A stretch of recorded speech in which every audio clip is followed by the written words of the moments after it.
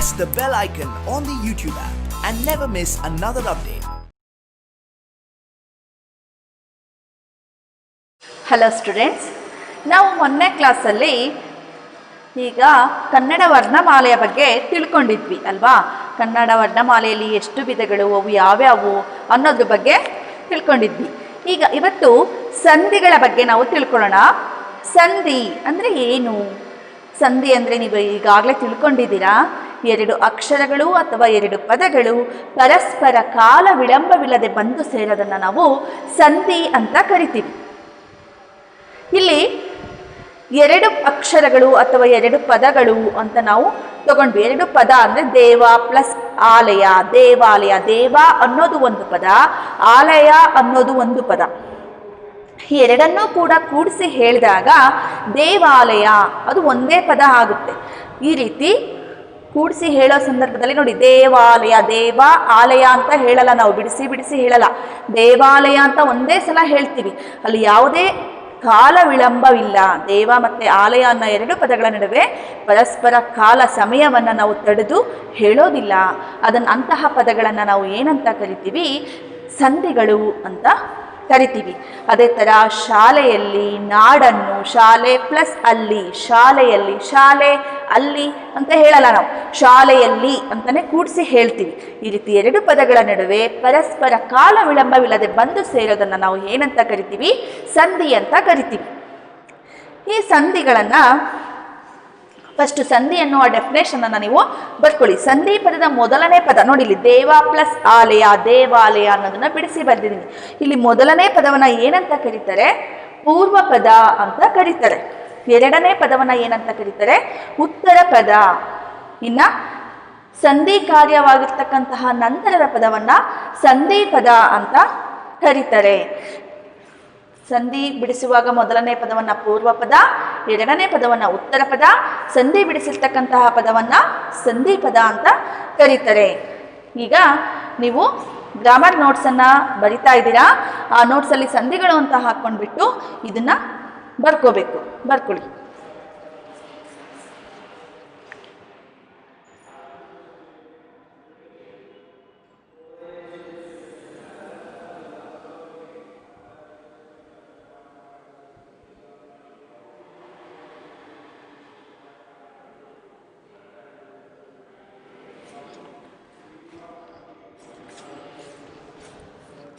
Okay, ಈ ಸಂಧಿಗಳಲ್ಲಿ ಎಷ್ಟು ವಿಧ ಇದ್ದಾವೆ? ಎರಡು ವಿಧ ಇದ್ದಾವೆ. ಯಾವ್ಯಾವು? ಕನ್ನಡ ಸಂಧಿ ಮತ್ತು ಸಂಸ್ಕೃತ ಸಂಧಿ. ಸಂಧಿಯ ವಿಧಗಳ ಬಗ್ಗೆ ನೋಡೋಣ.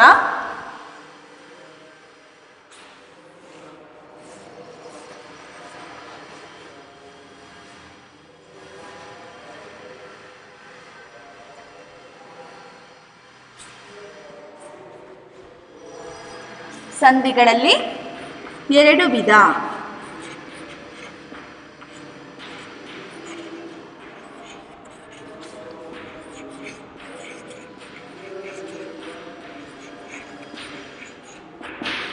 ಸಂಧಿಗಳಲ್ಲಿ ಎರಡು ವಿಧ ಯಾವ್ಯಾವು? ಕನ್ನಡ ಸಂಧಿ ಮತ್ತೆ ಸಂಸ್ಕೃತ ಸಂಧಿ.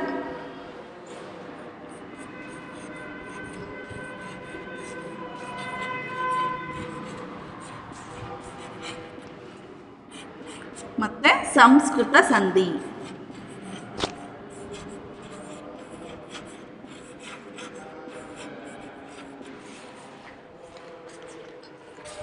ಈ ಕನ್ನಡ ಸಂಧಿ ಮತ್ತು ಸಂಸ್ಕೃತ ಸಂಧಿ ಯಾಕೆ ಕನ್ನಡ ಸಂಧಿ ಅಂತ ಕರಿತೀವಿ ಅಂದರೆ, ಪೂರ್ವ ಪದ ಮತ್ತು ಉತ್ತರ ಪದಗಳು ಎರಡೂ ಕಡೆ ಕನ್ನಡ ಪದಗಳೇ ಬಂದು ಸಂಧಿ ಆದರೆ ಅದನ್ನು ಕನ್ನಡ ಸಂಧಿ ಅಂತ ಕರಿತೀವಿ.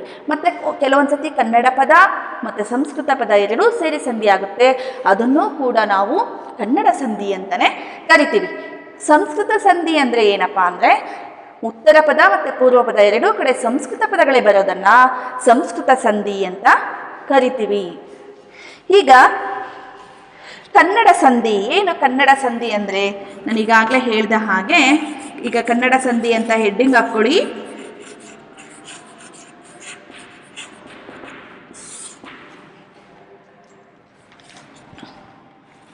ಪೂರ್ವ ಪದ ಮತ್ತು ಉತ್ತರ ಪದದಲ್ಲಿ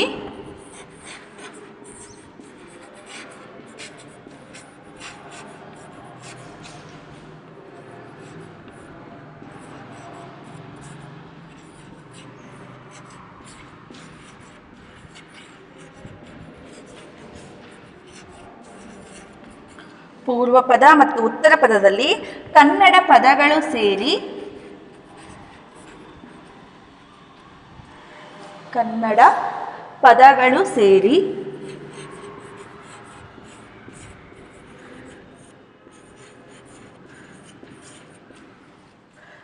ಸಂಧಿಯಾಗುವುದನ್ನು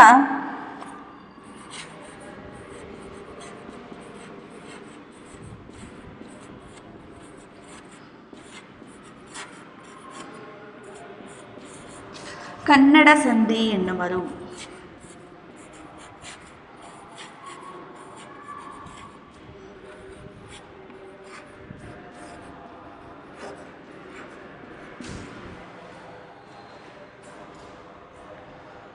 ಈ ಕನ್ನಡ ಸಂಧಿನಲ್ಲಿ ಮತ್ತೆ 2 ವಿಧಗಳನ್ನು ನಾವು ನೋಡ್ತೀವಿ. ಕನ್ನಡ ಸಂಧಿಯಲ್ಲಿ 2 ವಿಧ.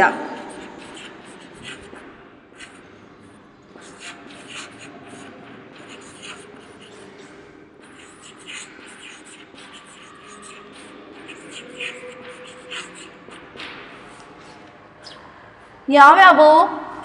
ಕನ್ನಡ ಸ್ವರ ಸಂಧಿ ಮತ್ತು ಕನ್ನಡ ವ್ಯಂಜನ ಸಂಧಿ.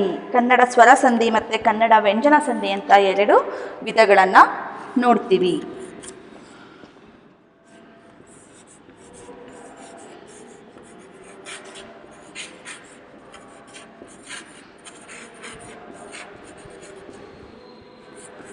ಕನ್ನಡ ವ್ಯಂಜನ ಸಂಧಿ.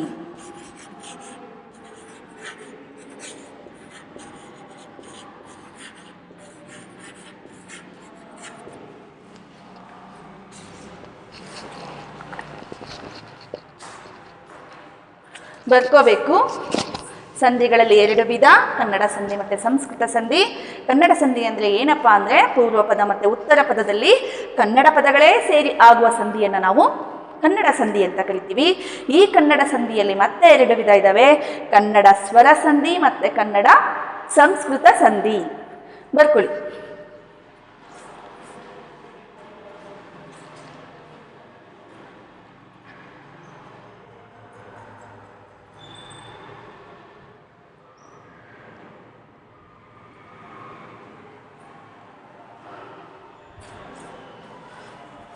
ಓಕೆ,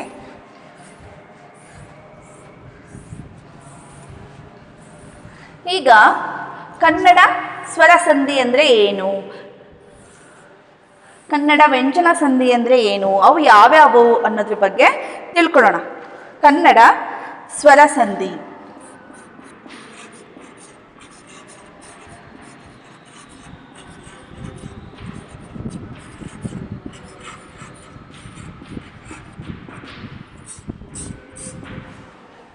ಏನು ಕನ್ನಡ ಸ್ವರ ಸಂಧಿ ಅಂದರೆ, ಸಂಧಿಯಾಗುವಾಗ ಸ್ವರದ ಮುಂದೆ ಸ್ವರನೇ ಬಂದು ಸಂಧಿಯಾದರೆ ಅದನ್ನು ಕನ್ನಡ ಸ್ವರ ಸಂಧಿ. ಕನ್ನಡ ಪದಗಳು ಸೇರಿ ಸಂಧಿಯಾಗುವಾಗ ಪೂರ್ವ ಪದದ ಕೊನೆಯಲ್ಲಿ ಮತ್ತು ಉತ್ತರ ಪದದ ಮೊದಲನೇ ಅಕ್ಷರ ಸ್ವರದ ಮುಂದೆ ಸ್ವರನೇ ಬಂದಿದ್ದರೆ ಅದನ್ನು ನಾವು ಕನ್ನಡ ಸ್ವರ ಸಂಧಿ ಅಂತ ಕರಿತೀವಿ. ಬರ್ಕೊಳ್ಳಿ. ಕನ್ನಡ ಪದಗಳು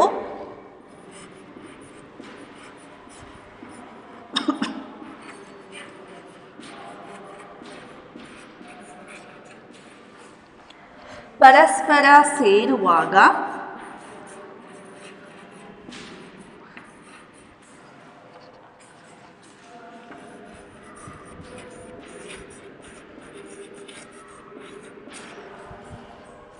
ಸ್ವರದ ಮುಂದೆ ಸ್ವರದು ಬಂದು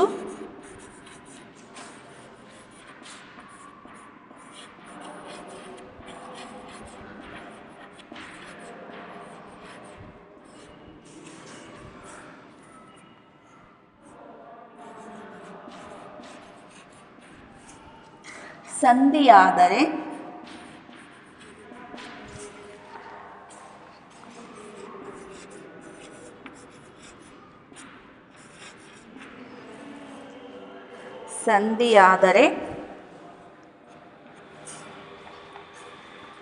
ಅಂತಹ ಸಂಧಿಯನ್ನು ಏನಂತ ಕರಿತೀವಿ? ಕನ್ನಡ ಸ್ವರ ಸಂಧಿ.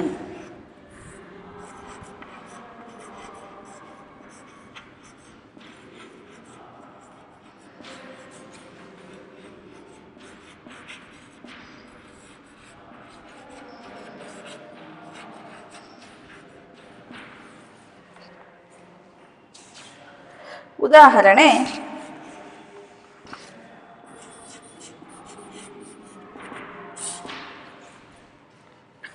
ನಾಡು ಪ್ಲಸ್ ಅನ್ನು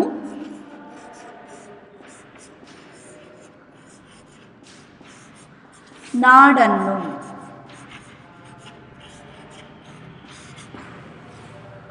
ಇಲ್ಲಿ ನೋಡಿ, ಪೂರ್ವ ಪದದ ಕೊನೆಯ ಅಕ್ಷರ ಉ. ಇಲ್ಲಿ ಯಾವುದಿದೆ? ಉ ಅಕ್ಷರ ಇದೆ.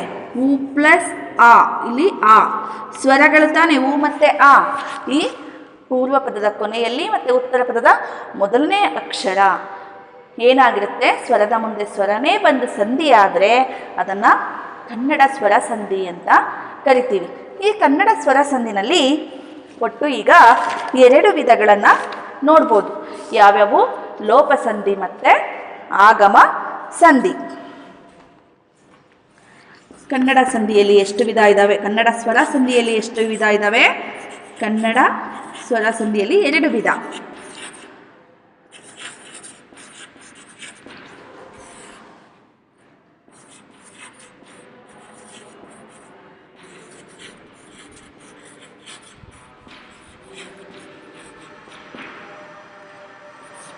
ಯಾವ್ಯಾವು? ಲೋಪ ಸಂಧಿ ಮತ್ತೆ ಆಗಮ ಸಂಧಿ.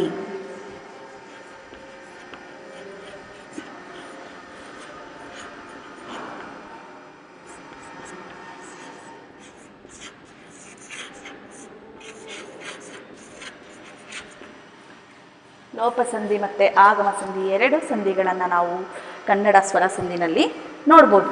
ಅರ್ಥ ಆಯ್ತಾ? ಕನ್ನಡ ಪದಗಳು ಪರಸ್ಪರ ಸೇರುವಾಗ ಇಲ್ಲಿ ಸ್ವರದ ಮುಂದೆ ಸ್ವರನೇ ಬಂದು ಸಂಧಿ ಆದರೆ ಅದನ್ನು ಏನಂತ ಕರಿತೀವಿ? ಕನ್ನಡ ಸ್ವರ ಸಂಧಿ ಅಂತ ಕರಿತೀವಿ. ಈ ಕನ್ನಡ ಸ್ವರ ಸಂಧಿಯಲ್ಲಿ 2 ವಿಧ, ಲೋಪ ಸಂಧಿ ಮತ್ತು ಆಗಮ ಸಂಧಿ. ಬರ್ಕೊಳ್ಳಿ.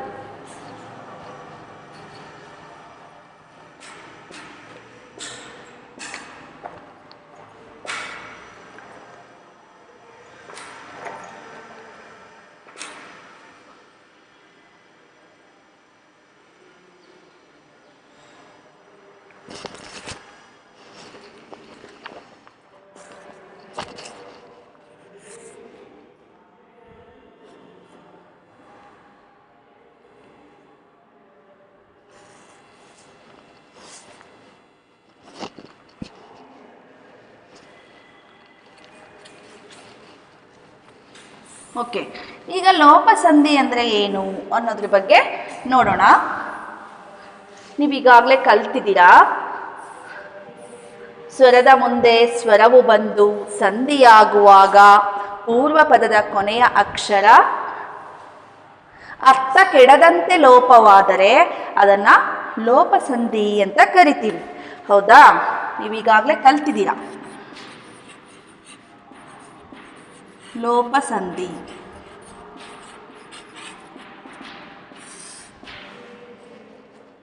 ಬರ್ಕೊಳ್ಳಿ. ಸ್ವರದ ಮುಂದೆ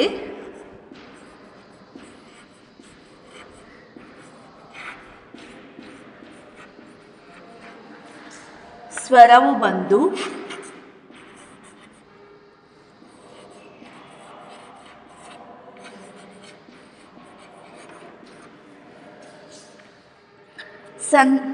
ಸಂಧಿಯಾಗುವಾಗ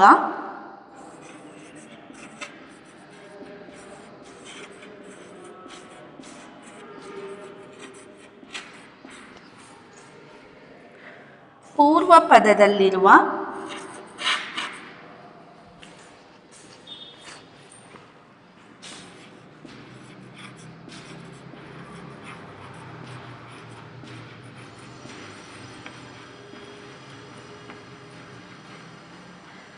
ಕೊನೆಯ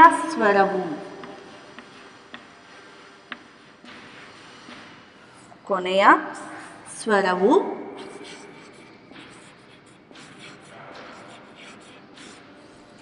ಅರ್ಥ ಕೆಡದಂತೆ ಲೋಪವಾಗುವುದನ್ನು. ಅರ್ಥ ಕೆಡಬಾರ್ದು.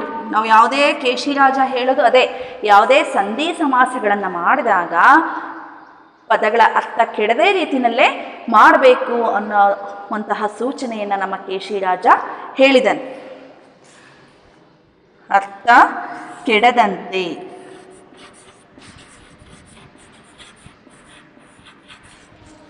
ಲೋಪವಾಗುವುದನ್ನು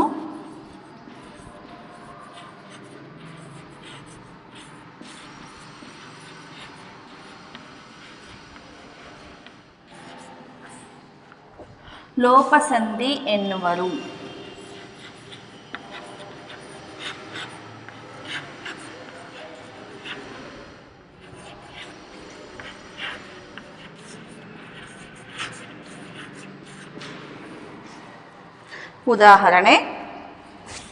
ಉದಾಹರಣೆಗಳನ್ನು ಗಮನಿಸಿದಾಗ ನಿಮಗೆ ಸಂಪೂರ್ಣವಾಗಿ ಅರ್ಥ ಆಗುತ್ತೆ.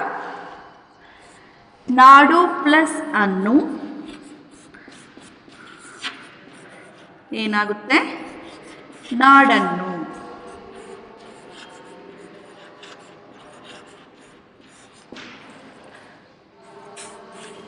ಬೆಳ್ಳಗೆ ಪ್ಲಸ್ ಆಗಿ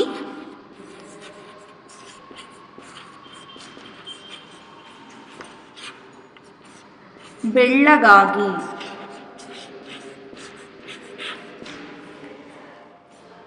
ಮಾತು ಪ್ಲಸ್ ಇಲ್ಲ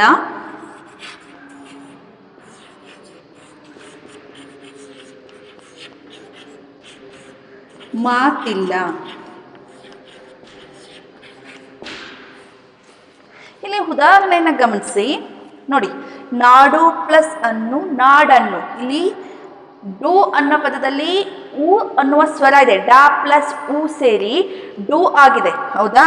ಇಲ್ಲಿ ಸ್ವರದ ಮುಂದೆ ಸ್ವರನೇ ಬಂದಿದೆ, ಹೌದಾ? ಸೂತ್ರ ಏನು ಹೇಳುತ್ತೆ? ಸ್ವರದ ಮುಂದೆ ಸ್ವರವು ಬಂದು. ನೋಡಿ, ಸ್ವರದ ಮುಂದೆ ಸ್ವರನೇ ಬಂದಿದೆ. ಸಂಧಿಯಾಗುವಾಗ ಪೂರ್ವ ಪದದ ಕೊನೆಯ ಅಕ್ಷರ ನೋಡಿ. ಪೂರ್ವ ಪದ ಯಾವುದಿಲ್ಲಿ? ನಾಡು. ನಾಡು ಅನ್ನುವ ಪದದಲ್ಲಿರ್ತಕ್ಕಂತಹ ಕೊನೆಯ ಸ್ವರ ಯಾವುದು? ಉ ಅನ್ನುವ ಸ್ವರ. ಅರ್ಥ ಕೆಡದಂತೆ ಏನಾಗಿದೆ? ಇಲ್ಲಿ ಲೋಪವಾಗಿದೆ, ಅಂದರೆ ಮಾಯ ಆಗಿದೆ. ಅದನ್ನು ನಾವು ಲೋಪಸಂಧಿ ಅಂತ ಕರಿತೀವಿ. ಇಲ್ಲಿ ಅಷ್ಟೇ, ಎ ಪ್ಲಸ್ ಆ ಸೇರಿ ಬೆಳ್ಳಗೆ ಪ್ಲಸ್ ಆಗಿ. ಗೆ ಅನ್ನೋದಲ್ಲಿ ಎ ಅನ್ನುವ ಸ್ವರ ಇದೆ. ಆಗಿ, ಎ ಪ್ಲಸ್ ಆ ಸೇರಿ ಬೆಳ್ಳಗಾಗಿ. ನೋಡಿ, ಏಕಾರ ಲೋಪವಾಗಿದೆ. ಇಲ್ಲಿ ಮಾತು ಪ್ಲಸ್ ಇಲ್ಲ ಮಾತಿಲ್ಲ. ಇಲ್ಲಿಯೂ ಅಷ್ಟೇ ಹೂಕಾರ ಲೋಪವಾಗಿದೆ. ಯಾವ ಅಕ್ಷರ ಲೋಪವಾಗಿದೆ ಅನ್ನೋದನ್ನು ನೀವು ಇಲ್ಲಿ ಬರ್ಕೊಳ್ಳಿ, ನಿಮಗೆ ಈಸಿಯಾಗಿ ಅರ್ಥ ಆಗುತ್ತೆ. ಇಲ್ಲಿ ಹೂಕಾರ, ಕಾರ ಅಂದರೆ ಅಕ್ಷರ, ಹೂಕಾರ ಲೋಪ.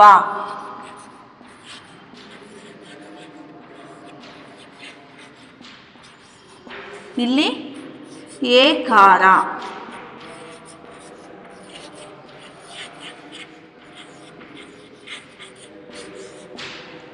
ಇಲ್ಲಿ ಅಷ್ಟೇ ಊಕಾರ ಲೋಪ.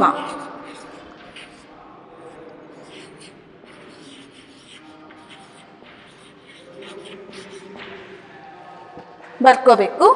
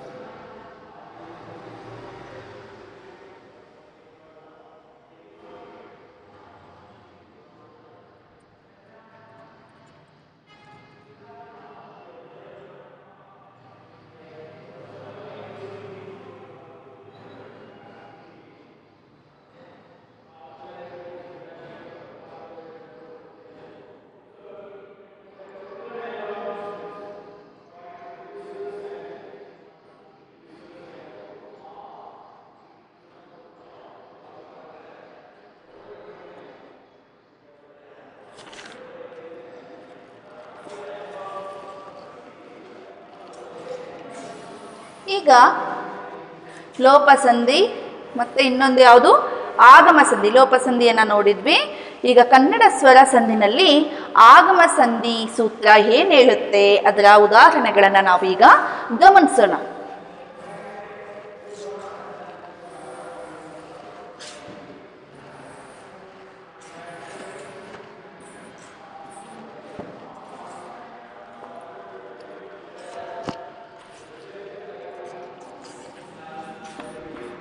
ಆಗಮ ಸಂಧಿ.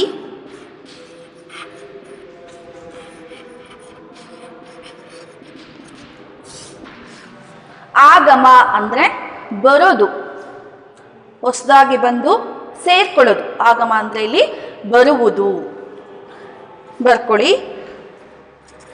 ಸ್ವರದ ಮುಂದೆ, ಇಲ್ಲಿ ಕನ್ನಡ ಸ್ವರ ಸಂಧಿ ಆಗಿರೋದ್ರಿಂದ ಇಲ್ಲಿ ಸಂಧಿಗಳಿಗೆ ಸ್ವರದ ಮುಂದೆ ಸ್ವರನೇ ಬಂದಿರುತ್ತೆ, ಅದು ನೆನಪಲ್ಲಿ ಇಟ್ಕೋಬೇಕು. ಸ್ವರದ ಮುಂದೆ ಸ್ವರವು ಬಂದು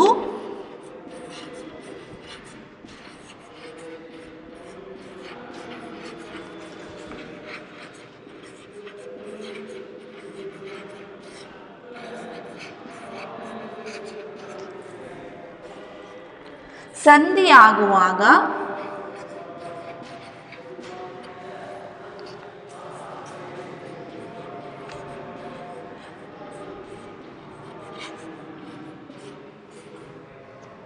ಪೂರ್ವ ಪದದ ಕೊನೆಯ ಸ್ವರ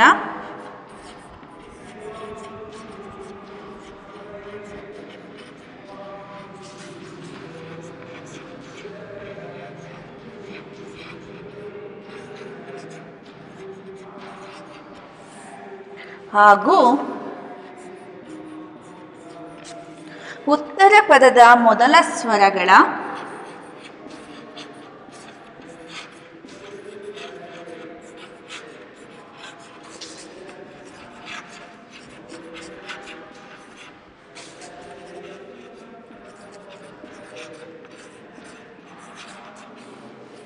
ಮಧ್ಯದಲ್ಲಿ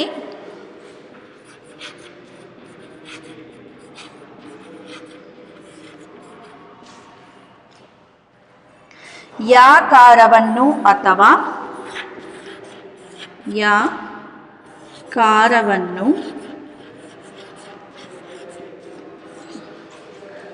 ಅಥವಾ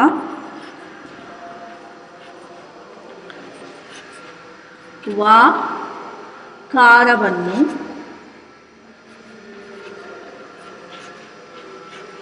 ಕಾರ ಅಂದರೆ ಅಕ್ಷರ, ವಾಕಾರವು ಅಂತ ಮಾಡ್ಕೊಳ್ಳಿ. ವಾಕಾರವು ಹೊಸದಾಗಿ ಬಂದು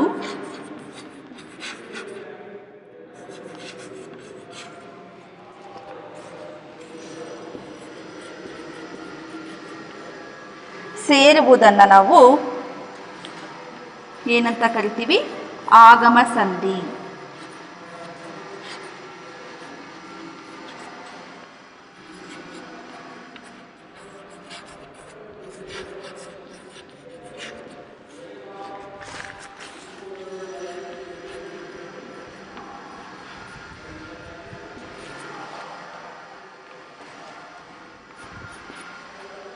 ಉದಾಹರಣೆ: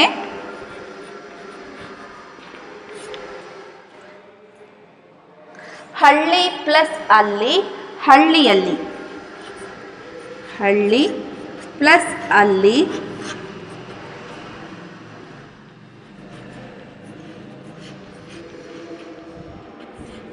ಹಳ್ಳಿಯಲ್ಲಿ. ಇಲ್ಲಿ ನೋಡಿ, ಉದಾಹರಣೆಯನ್ನು ಗಮನಿಸಿ. ಸ್ವರದ ಮುಂದೆ ಸ್ವರವು ಬಂದಿದೆ, ಈ ಕಾರಕ್ಕೆ ಆಕಾರ ಬಂದಿದೆ. ಪೂರ್ವ ಪದದ ಕೊನೆಯ ಅಕ್ಷರ ಮತ್ತು ಉತ್ತರ ಪದದ ಮೊದಲನೇ ಅಕ್ಷರ ಎರಡೂ ಕೂಡ ಸ್ವರಗಳಾಗಿದ್ದಾವೆ. ಸ್ವರದ ಮುಂದೆ ಸ್ವರವು ಬಂದಿದೆ. ಏನಾಗ್ತಿದೆ? ಇವೆರಡು ಅಕ್ಷರಗಳ ನಡುವೆ ಯಾವ ಅಕ್ಷರ ಆಗಮವಾಗಿದೆ?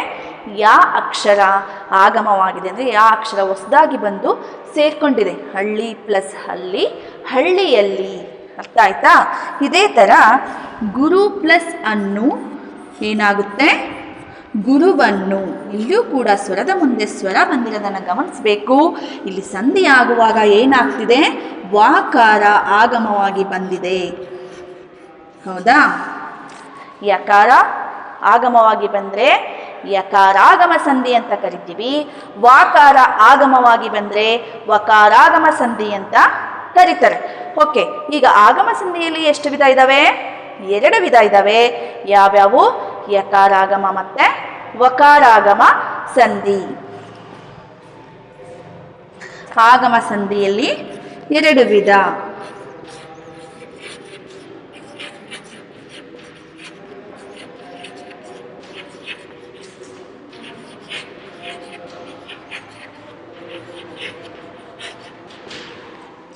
ಯಾವ್ಯಾವು? ಯಕಾರಾಗಮ ಮತ್ತು ವಕಾರಾಗಮ.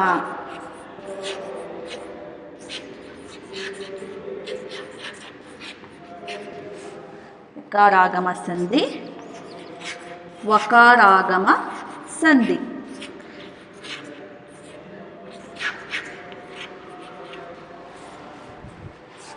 ನಾವು ಸಂಧಿಗಳನ್ನು ಮಾತನಾಡುವಾಗ ತುಂಬ ಸಂಧಿಗಳನ್ನು ಬಳಸ್ತೀವಿ, ಆದರೆ ಅವು ಯಾವ ಸಂಧಿಗಳು ಅಂತ ಕಂಡುಹಿಡಿಯೋದು ನಮಗೆ ಸ್ವಲ್ಪ ಈಸಿ ಆಗಬೇಕು ಅಂದರೆ ನಾವು ಚೆನ್ನಾಗಿ ಬಿಡಿಸಿ ಬರೆಯೋದನ್ನು ನಾವು ಪ್ರಾಕ್ಟೀಸ್ ಮಾಡಬೇಕು.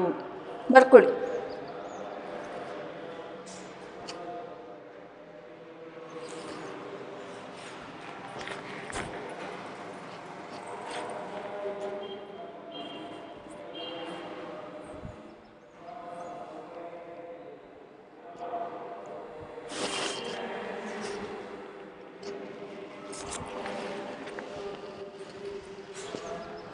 ಈಗ ಯಕಾರಾಗಮ ಸಂಧಿನಲ್ಲಿ ಯಾವ್ಯಾವ ಅಕ್ಷರಗಳು ಬಂದಾಗ ಯಾಕಾರ ಆಗಮವಾಗಿ ಬರುತ್ತೆ, ವಕಾರಾಗಮ ಸಂಧಿನಲ್ಲಿ ಯಾವ ಅಕ್ಷರಗಳು ಬಂದಾಗ ವಕಾರ ಆಗಮವಾಗಿ ಬರುತ್ತೆ ಅನ್ನೋದನ್ನ ನೋಡೋಣ.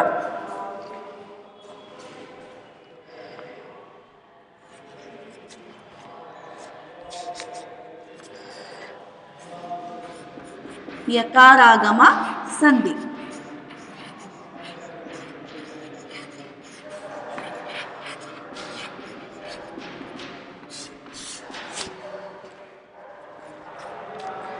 ಆ ಪೂರ್ವ ಪದದ ಕೊನೆಯಲ್ಲಿ ಆ ಮತ್ತೆ ಈ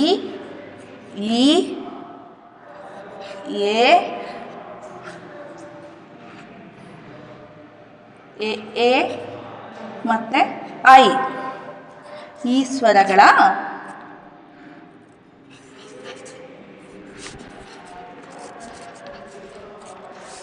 ಆ ಇ ಎ ಐ ಸ್ವರಗಳ ಮುಂದೆ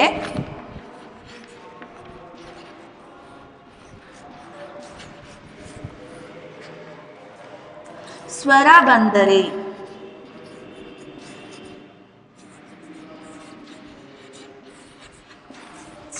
ಬಂದರೆ ಯಕಾರ ಆಗಮವಾಗಿ ಬರುತ್ತದೆ.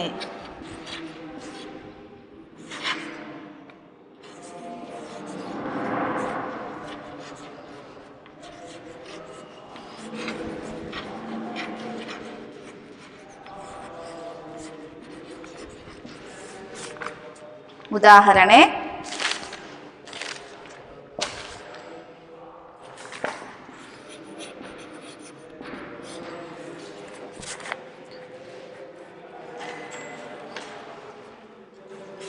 ಇಲ್ಲಿ ನೋಡಿ, ಕಾ ಪ್ಲಸ್ ಅದೇ ಏನಾಗುತ್ತೆ, ಕಾಯದೆ.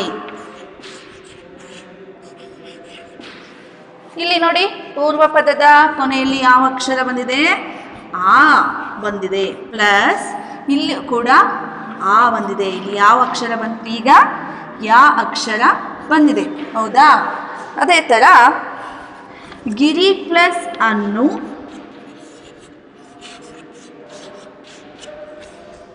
ಏನಾಗುತ್ತೆ, ಗಿರಿಯನ್ನು. ಈಗ ಈ ಪೂರ್ವ ಪದದ ಕೊನೆಯಲ್ಲಿ ಯಾವ ಅಕ್ಷರ ಬಂದಿದೆ, ಈ ಪ್ಲಸ್ ಆ, ಉತ್ತರ ಪದದ ಮೊದಲಲ್ಲಿ ಆ ಅಕ್ಷರ ಬಂದಿದೆ. ನೆಕ್ಸ್ಟು ಮೀ ಪ್ಲಸ್ ಅಲು ಏನಾಗುತ್ತೆ, ಮೀಯಲು. ಮೀಯಲು ಅಂದರೆ ಸ್ನಾನ ಮಾಡೋದು. ಮೀ, ಇಲ್ಲಿ ನೋಡಿ, ಈ ಅಕ್ಷರ ಈ ಬಂದಿದೆ, ಈ ಪ್ಲಸ್ ಆ ಸೇರಿದೆ. ಅರ್ಥ ಆಗ್ತಿದೆಯಾ? ಅದೇ ಥರ ಕೆರೆ ಪ್ಲಸ್ ಅನ್ನು, ಕೆರೆ ಪ್ಲಸ್ ಅನ್ನು ಏನಾಗುತ್ತೆ, ಕೆರೆಯನ್ನು.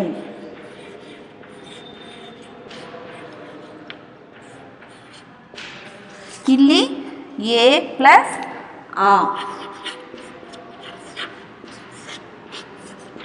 ಎ ಪ್ಲಸ್ ಆ ಆಗಿರೋದನ್ನ ನೋಡ್ಬೋದು. ಮೇ ಪ್ಲಸ್ ಇಸು ಮೇಯಿಸು.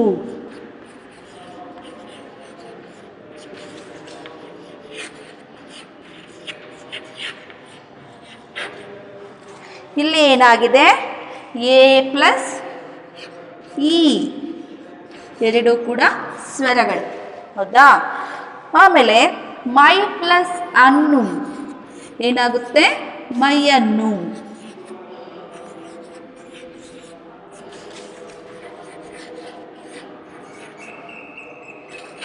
ಮೈಯನ್ನು, ಕೈಯನ್ನು.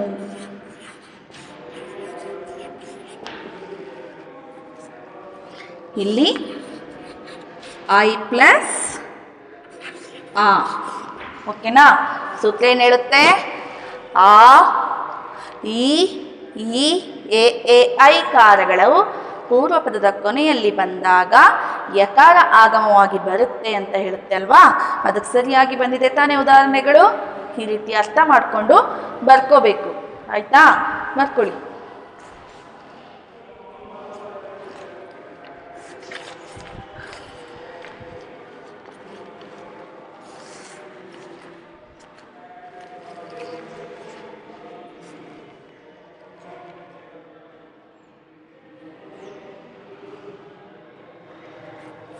ಈಗ ನೆಕ್ಸ್ಟ್ ಇದೇ ಥರ ವಕಾರ ಆಗಮಕ್ಕೆ ಯಾವ ಯಾವ ಅಕ್ಷರಗಳು ಬರುತ್ತೆ, ಯಾವ ಅಕ್ಷರಗಳು ಬಂದಾಗ ವಾಕಾರ ಆಗಮವಾಗಿ ಬರುತ್ತೆ ಅನ್ನೋದನ್ನ ನೋಡೋಣ.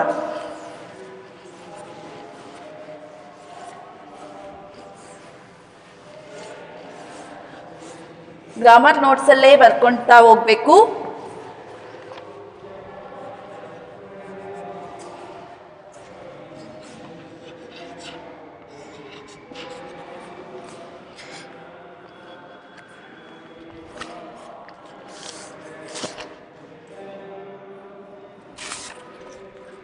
ಇಲ್ಲಿ ಉ, ಊ, ರು ಮತ್ತೆ ಓ ಕಾರಗಳ ಮುಂದೆ ಸ್ವರ ಬಂದರೆ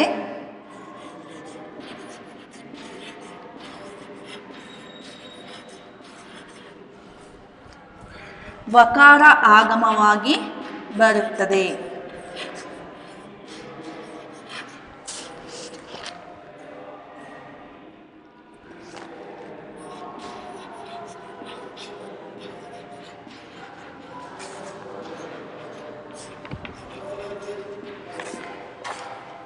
ಉದಾಹರಣೆ: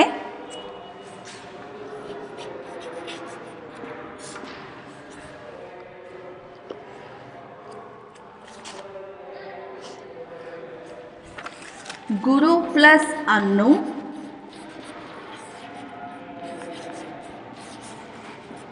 ಗುರುವನ್ನು.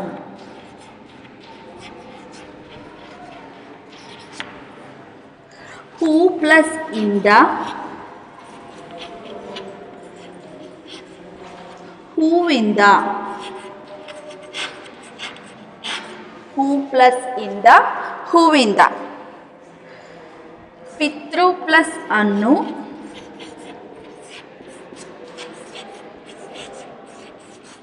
ಪಿತೃವನ್ನು.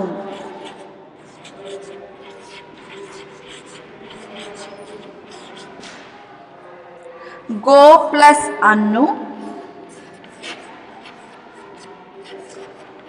ಗೋವನ್ನು.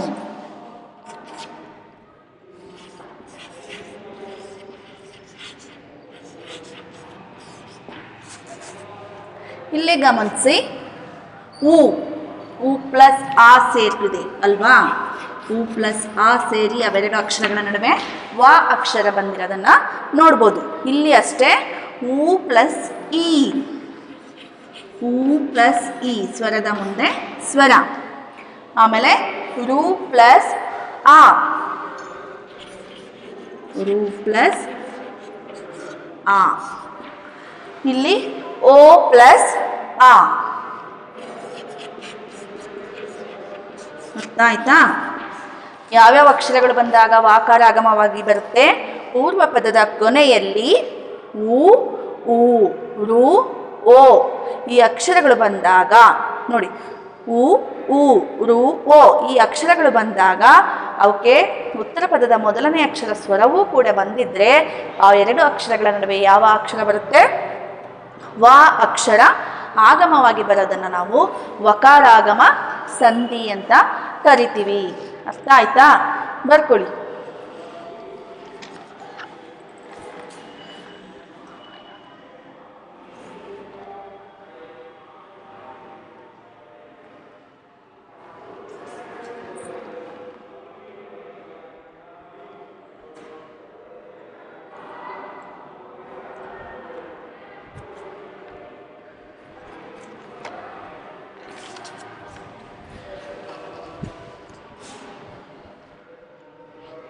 ಓಕೆ, ಕನ್ನಡ ಸ್ವರ ಸಂಧಿ ಮತ್ತೆ ಅಂದರೆ ಏನು, ಕನ್ನಡ ಸ್ವರ ಸಂಧಿಯ ವಿಧಗಳನ್ನು ನಾವು ಈಗ ನೋಡಿದ್ವಿ. ಈಗ ಕನ್ನಡ ಸಂಧಿನಲ್ಲಿ ಇನ್ನು ಕನ್ನಡ ವ್ಯಂಜನ ಸಂಧಿ, ನೆಕ್ಸ್ಟು ಕನ್ನಡ ವ್ಯಂಜನ ಸಂಧಿ.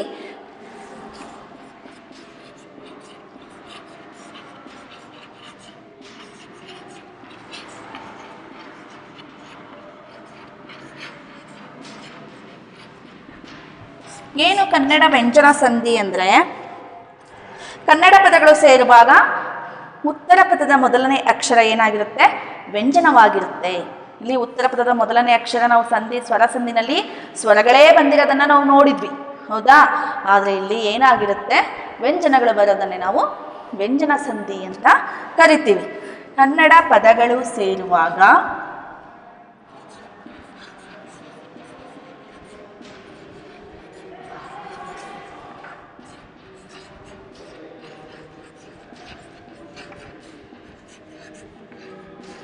ಕನ್ನಡ ಪದಗಳು ಸೇರುವಾಗ ಉತ್ತರ ಪದದ ಮೊದಲ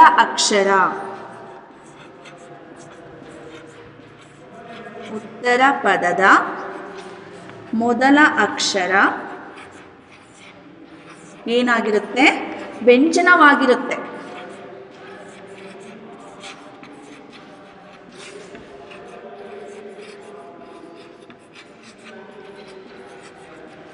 ವ್ಯಂಜನವಾಗಿದ್ದರೆ ಅದನ್ನು ಕನ್ನಡ ವ್ಯಂಜನ ಸಂಧಿ ಅಂತ ಕರಿತೀವಿ.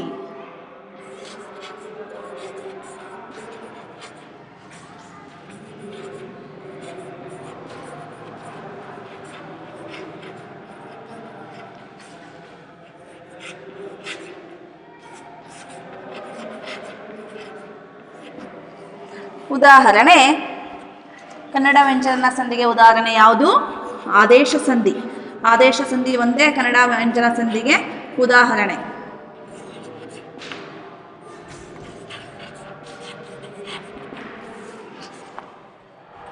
ಇದರಲ್ಲಿ ಆದೇಶ ಸಂಧಿ ಒಂದೇ ಇರೋದು, ಬರ್ಕೊಳ್ಳಿ.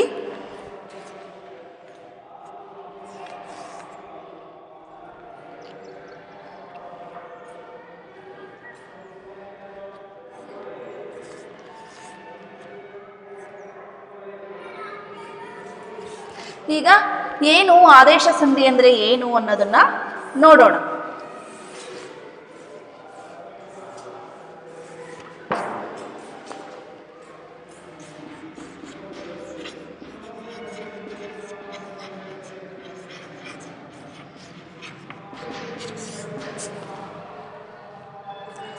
ಉತ್ತರ ಪದದ ಆದಿಯಲ್ಲಿರುವ, ಆದಿ ಅಂದರೆ ಏನು? ಮೊದಲು. ಉತ್ತರ ಪದದ ಆದಿಯಲ್ಲಿರುವ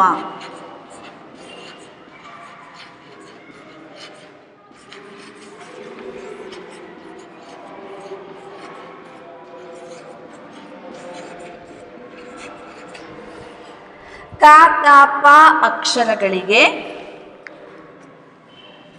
ಕ ತ ಪ ವ್ಯಂಜನಗಳಿಗೆ, ಕ ತ ಪ ವ್ಯಂಜನಗಳಿಗೆ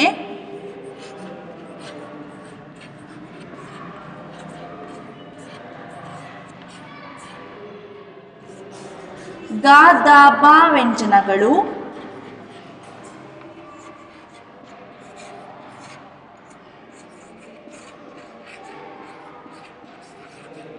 ಗ ದ ಬ ವ್ಯಂಜನಗಳು ಆದೇಶವಾಗಿ ಬರುತ್ತವೆ.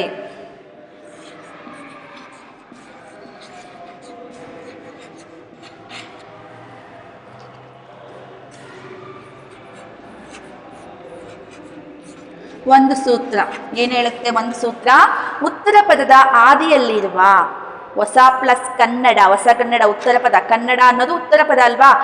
ಹೊಸ ಕನ್ನಡ ಸಂಧಿಯಾಗುವಾಗ ಹೊಸ ಕನ್ನಡ ಆಗುತ್ತೆ. ಉತ್ತರ ಪದದ ಆದಿಯಲ್ಲಿರುವ ಕ ತ ಪ ಅಕ್ಷರಗಳಿಗೆ ಗ ದ ಬ ವ್ಯಂಜನಗಳು ಆದೇಶವಾಗಿ ಬರುತ್ತೆ. ಸೂತ್ರ ಒಂದು ಹೇಳುತ್ತೆ. ಇನ್ನೊಂದು ಸೂತ್ರ ಏನು ಹೇಳುತ್ತೆ? ಕೆಲವೊಮ್ಮೆ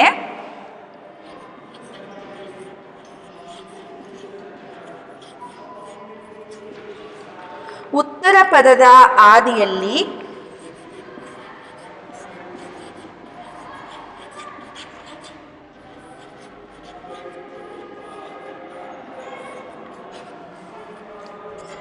ಪ ಬ ಮ ವ್ಯಂಜನಗಳಿಗೆ ಪ ಬ ಮ ವ್ಯಂಜನಗಳಿಗೆ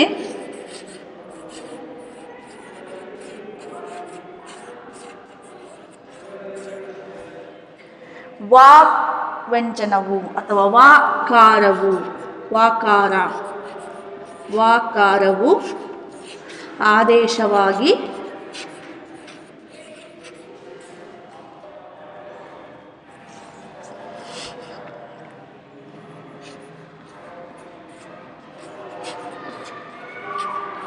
ಆದೇಶವಾಗುವುದು. ಈ ಆದೇಶ ಸಂಧಿಯನ್ನ ನಾವು ಗದಭಾದೇಶ ಸಂಧಿ ಅಥವಾ ಕನ್ನಡ ವ್ಯಂಜನ ಸಂಧಿ ಅಂತಲೂ ಕೂಡ ಕರಿತೀವಿ. ಆದೇಶ ಸಂಧಿಯನ್ನ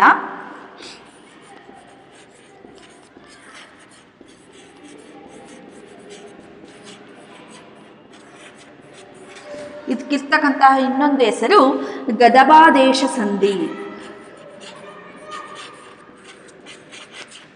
ಮತ್ತು ಕನ್ನಡ ವ್ಯಂಜನ ಸಂಧಿ ಅಂತಲೂ ಕೂಡ ಕರೀತಾರೆ.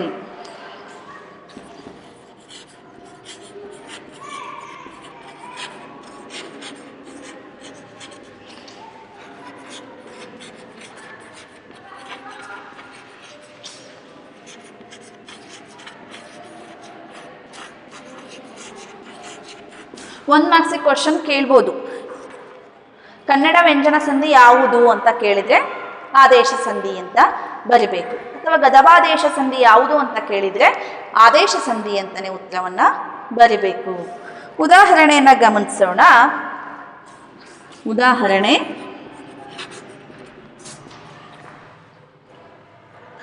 ತುದಿ ಪ್ಲಸ್ ಕಾಲು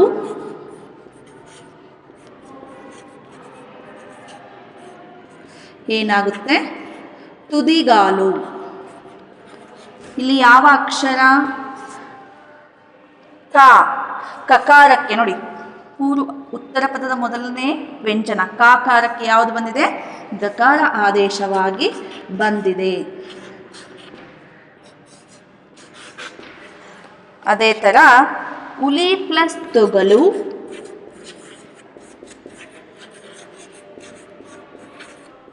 ಹುಲಿದೊಗಲು. ಇಲ್ಲಿ ನೋಡಿ, ಉತ್ತರ ಪದದ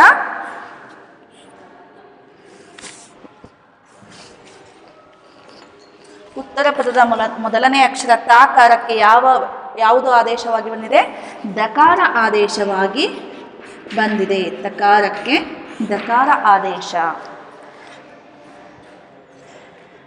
ಕಣ್ ಪ್ಲಸ್ ಪನಿ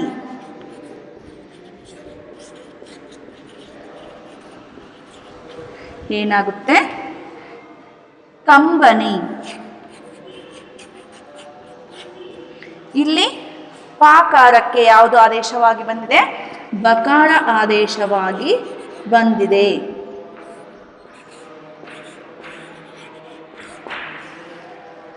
ಅರ್ಥ ಆಯ್ತಾ?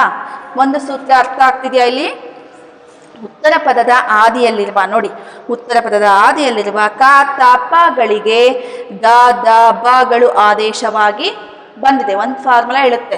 ಇನ್ನೊಂದು ಫಾರ್ಮುಲಾ ಏನು ಹೇಳುತ್ತೆ? ಪ ಬ ಮಗಳಿಗೆ ವಾಕಾರ ಆದೇಶವಾಗಿ ಬರುತ್ತೆ. ಇದನ್ನು ಬರ್ಕೊಳ್ಳಿ. ಪಾಬಾಮಗೆ ವಾ ಬರೋದನ್ನ ಎಕ್ಸಾಂಪಲ್ ಮತ್ತೆ ಬರಿತೀನಿ. ಓಕೆ,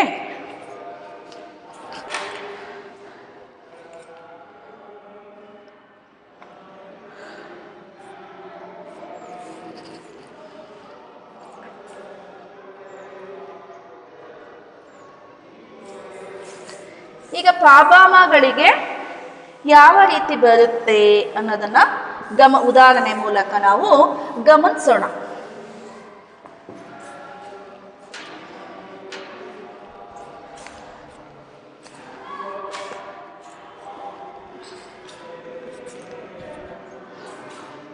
ಕಡು ಪ್ಲಸ್ ಬೆಳ್ಪು, ಇದ್ರ ಕೆಳಗಡೆನೆ ಬರ್ಕೋಬೇಕು.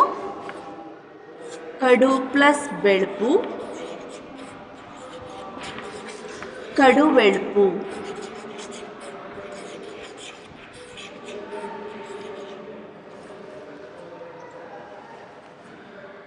ಮೆಲ್ ಪ್ಲಸ್ ಮಾತು,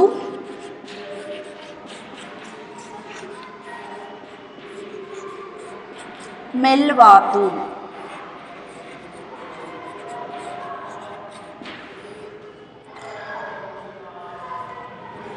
ಗಳಿಗೆ ಪ್ಲಸ್ ಬಟ್ಟಲು,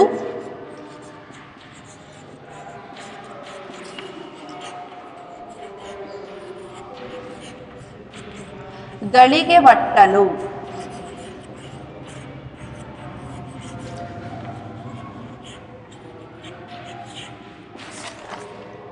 ಅರ್ಥ ಆಗ್ತಿದ್ಯಾ? ನೋಡಿ, ಎರಡನೇ ಫಾರ್ಮುಲಾ ಏನ್ ಹೇಳುತ್ತೆ? ಪಾಬಾಮಗಳಿಗೆ, ಹೌದಾ?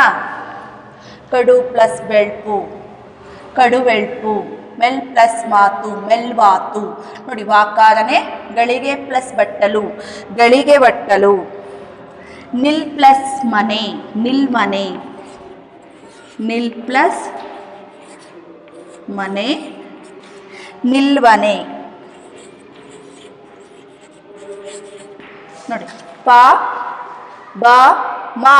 ನೋಡಿ, ಪಾ ಬಾ ಮಾಗಳಿಗೆ ಏನಾಗ್ತಿದೆ? ಇಲ್ಲಿ ವಕಾರ ಆದೇಶವಾಗಿ ಬಂದಿದೆ. ಅರ್ಥ ಆಯ್ತಾ? ಓಕೆ,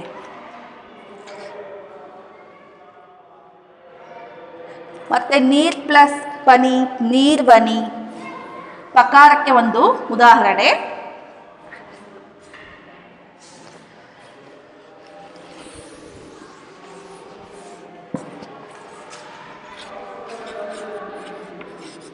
ನೀರ್ ಪ್ಲಸ್ ಪನಿ, ನೀರ್ವನಿ. ಇಲ್ಲಿ ನೋಡಿ, ವಾಕಾರಕ್ಕೆ ಏನಾಗಿದೆ? ಇಲ್ಲಿ ವಾಕಾರನೇ ಆದೇಶವಾಗಿ ಬಂದಿದೆ. ಅದೇ ತರ ಮಾಕಾರಕ್ಕೆ ಏನಾಗಿದೆ? ವಾಕಾರನೇ ಆದೇಶವಾಗಿ ಬಂದಿದೆ. ಇಲ್ಲಿ ವಾಕಾರಕ್ಕೆ ಇಲ್ಲಿ ಕೂಡ ಯಾವುದು ಬಂದಿದೆ? ವಾಕಾರ ಆದೇಶವಾಗಿ ಬಂದಿದೆ. ಇಲ್ಲಿ ಮಾಕಾರಕ್ಕೆ ವಾಕಾರ ಆದೇಶವಾಗಿ ಬಂದಿದೆ. ಇಲ್ಲಿ ಪಾಕಾರಕ್ಕೆ ವಾಕಾರ. ಓಕೆ, ಸೂತ್ರದ ಪ್ರಕಾರ ಪಾಬಾಮಗಳಿಗೆ ವಾಕಾರನೇ ಆದೇಶವಾಗಿ ಬರುತ್ತೆ. ಅರ್ಥ ಆಯ್ತಾ? ಇವತ್ತು ನಾವು ಸಂಧಿಗಳು ಮತ್ತು ಸಂಧಿಗಳ ವಿಧಗಳು, ಕನ್ನಡ ಸಂಧಿ, ಸಂಸ್ಕೃತ ಸಂಧಿ. ಕನ್ನಡ ಸಂಧಿ ಅಂದರೆ ಏನು, ಆ ಕನ್ನಡ ಪದಗಳು ಸೇರಿ ಸಂಧಿ ಆಗೋದನ್ನು ನಾವು ಕನ್ನಡ ಸಂಧಿಗಳು ಅಂತ ಕರಿತೀವಿ. ಈ ಕನ್ನಡ ಸಂಧಿಯಲ್ಲಿ ಎಷ್ಟು ವಿಧ ಇದ್ದಾವೆ? ಕನ್ನಡ ಸ್ವರ ಸಂಧಿ, ಕನ್ನಡ ವ್ಯಂಜನ ಸಂಧಿ. ಕನ್ನಡ ಸ್ವರ ಸಂಧಿ ಅಂದರೆ ಏನು? ಪೂರ್ವ ಪದದ ಕೊನೆಯಲ್ಲಿ ಮತ್ತು ಉತ್ತರ ಪದದ ಮೊದಲಲ್ಲಿ ಎರಡೂ ಕಡೆ ಸ್ವರದ ಮುಂದೆ ಸ್ವರವು ಬಂದು ಸಂಧಿ ಆದರೆ ಕನ್ನಡ ಸ್ವರ ಸಂಧಿ ಅಂತ ಕರಿತೀವಿ. ಅದರಲ್ಲಿ ಎಷ್ಟು ವಿಧ? 2 ವಿಧ, ಲೋಪ ಸಂಧಿ ಮತ್ತು ಆಗಮ ಸಂಧಿ. ಇನ್ನು ಕನ್ನಡ ವ್ಯಂಜನ ಸಂಧಿ ಅಂದರೆ ಏನು? ಉತ್ತರ ಪದದ ಆದಿಯಲ್ಲಿ ಅಂದರೆ ಮೊದಲನೇ ಅಕ್ಷರ ವ್ಯಂಜನ ಬಂದರೆ ಅದನ್ನು ನಾವು ಕನ್ನಡ ವ್ಯಂಜನ ಸಂಧಿ ಅಂತ ಕರಿತೀವಿ. ಉದಾಹರಣೆ ಯಾವುದು? ಆದೇಶ ಸಂಧಿ. ಈ ರೀತಿಯ ಕನ್ನಡ ಸಂಧಿಗಳನ್ನು ನಾವು ಇವತ್ತು ನೋಡಿದ್ವಿ. ನೀವು ಗ್ರಾಮರ್ ನೋಟ್ಸಲ್ಲಿ ನಾನು ಏನು ಬರ್ತಿದ್ದೀನಿ ಅದನ್ನು ನೀಟಾಗಿ ಬರಿಬೇಕು. ಅರ್ಥ ಆಯ್ತಾ? ಓದ್ಕೋಬೇಕು, ಡೈಲಿ ಅದನ್ನು ಓದ್ತಾ ಇರಬೇಕು. ನೀವು ಲೆಸನ್ ಓದುವಾಗ, ಪದ್ಯಗಳನ್ನು ಓದುವಾಗ ಈ ಸಂಧಿಗಳಿಗೆ ಸಂಬಂಧಪಟ್ಟಂತಹ ಪದಗಳು ಬಂದಾಗ ಅವುಗಳನ್ನು ಬಿಡಿಸಿ ಬರೆದು ಯಾವ ಸಂಧಿ ಅಂತ ಗುರ್ತಿಸೋ ಅಭ್ಯಾಸವನ್ನು ಕೂಡ ನೀವು ಮಾಡಬೇಕು. ಡೈಲಿ ಪಾಠವನ್ನು ಓದ್ತಾ ಇರುವಾಗ ಬಂದೇ ಬರುತ್ತೆ. ಮಾತಾಡುವಾಗ್ಲೂ ಬಂದೇ ಬರುತ್ತೆ. ಆ ಪದಗಳನ್ನು ಗುರುತಿಸಿ ನೀವು ಸಂಧಿಗಳನ್ನು ಗುರುತಿಸ್ತಾ ಹೋದರೆ ನೀವು ಎಕ್ಸಾಮಲ್ಲಿ ತುಂಬ ಬೇಗ ಸಂಧಿಗಳನ್ನು ಗುರುತಿಸೋದಕ್ಕೆ ಪ್ರವೀಣರಾಗ್ತೀರಾ. ಓಕೆ, ಧನ್ಯವಾದಗಳು.